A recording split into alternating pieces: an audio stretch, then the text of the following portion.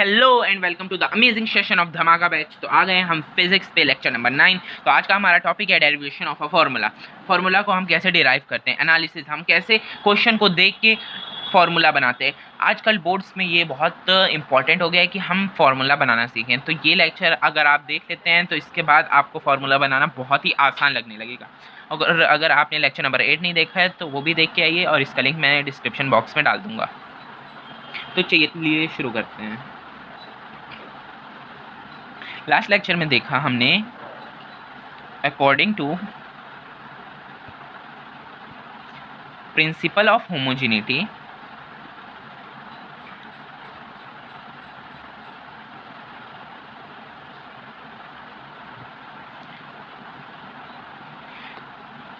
Dimension LHS is equal to dimension RHS हमको करना था।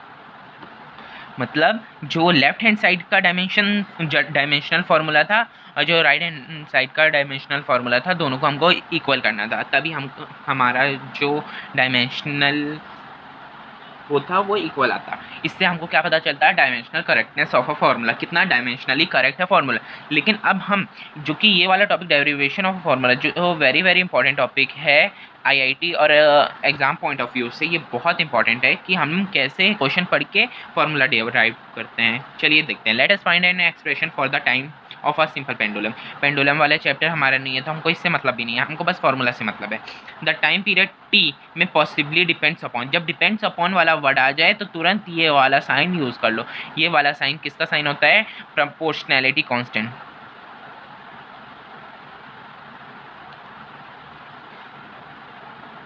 और हम किससे डिनोट करते हैं इसको, कैपिटल के से। कैसे, time period is equal to T depends upon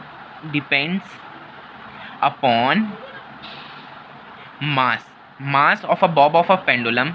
जो ऐसे नीचे ये होता है इसको बॉब कहते हैं। तो इसका मास मतलब सबसे पहले ये m पे डिपेंड है। Second, length of a pendulum की लंबाई पे डिपेंड कर रहा है। और एक्सेलरेशन ड्यू टू ग्रेविटी पे डिपेंड कर रहा है, मतलब स्मॉल g।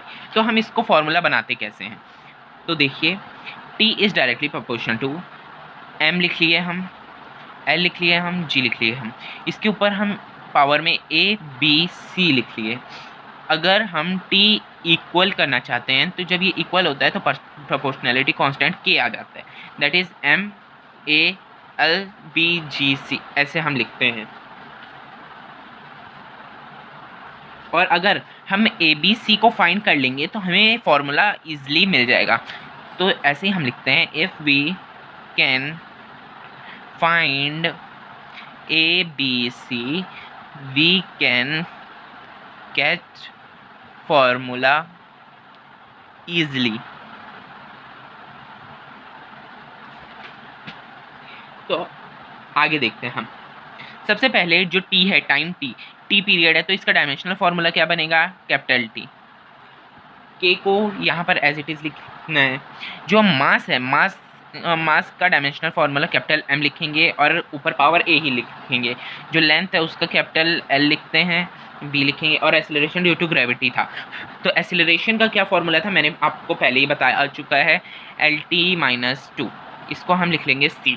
अब हम क्या करेंगे, इसको ऐसे खोलेंगे, MA-LB और LC-T-2C। ब्रैकेट को खोलने के बाद ऐसी बन गई हमारी वैल्यूज।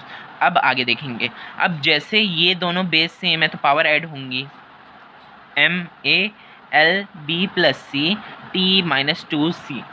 इतना समझ में आया। और यहाँ पर क्या समझ में आया, M0 L0 और T1 है यहाँ पर। अब हम इससे इसको इक्वेट करेंगे, क्या लिखेंगे हम, equating power of corresponding MLT। इतना समझ में आया। तो जो A है वो यहाँ पर जो M के साथ है वो 0 है, M0 यहाँ पर है और M के साथ A है।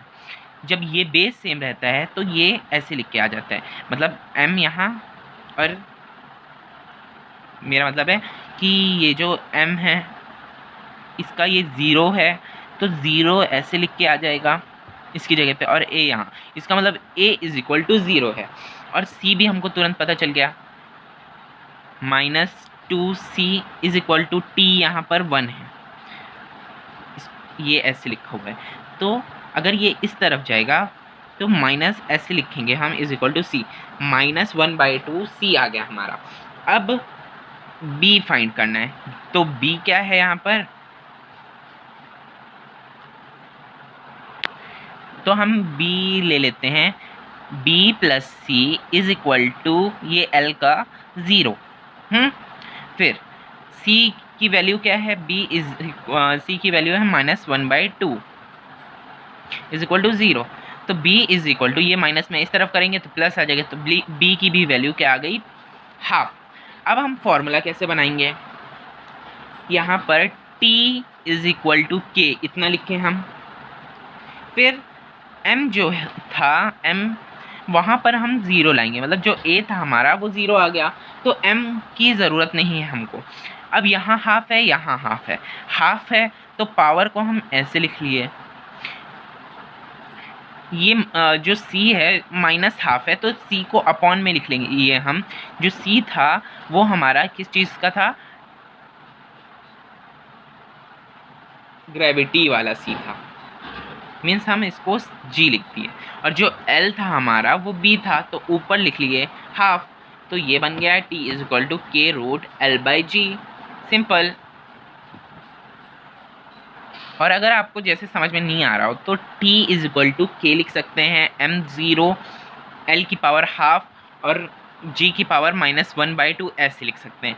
तो जब आपको रियल वैल्यू समझना हो तो आप यहाँ पर l की पावर हाफ है तो रूट में आएगा, और g मतलब -हाफ है, तो अगर 1/g इसको ऐसे लिखते हैं, 1/g हाफ ऐसे लिख सकते हैं। तो जब हाफ दोनों को हटाएंगे तो रूट लग जाएगा, ठीक।